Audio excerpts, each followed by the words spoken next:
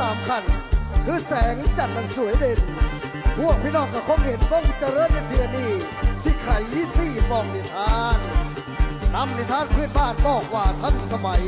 เอาไว้มันทันใจกันคุณฟังผู้พิสาอันประกาศเม่นั้น